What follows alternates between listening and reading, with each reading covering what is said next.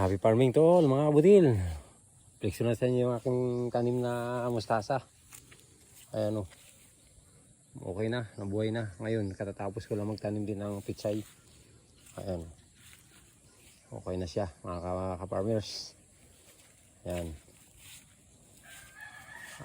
Diligan na lang ng may organic na fertilizer. Meron na pong may animal manure yan, pero kailangan talaga ng organic fertilizer. Ito po, bagong tanim ito. Yan, pag bagong tanim po talaga ganyan. Bukas ng umaga, bango na po yan. Okay? Nalalanta po sila sa init. Pero ito naman, ganun din nangyari dyan. Yan. Siguro, madami-dami po yan. Marami na tayong makakain at meron din tayong pambenta niyan, mga kabutil. Sipag-sipag lang mga kabutil talaga. Sa panahon natin ngayon, sipag lang. Naku, nadaalan na naman ang manok ko. Hinahig na naman. Sablay na naman mga butil. Ayan, nabuhay na. Ito yung umaga lang ang dilig. Ayos na mga butil.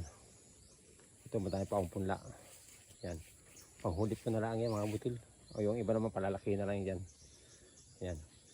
Medyo yung mustasa marami pa. Pero palalaki na lang yan dyan. Kung andyan ang mauna, yun ang mga harvestin. Tapos kung may mga patay doon, uli pa na lang yung mga hindi tumubo. Mga kabatil, okay, muli, isang magpuparang araw sa atin lahat. Yan po ang aking tanim na pichay at saka mustasa.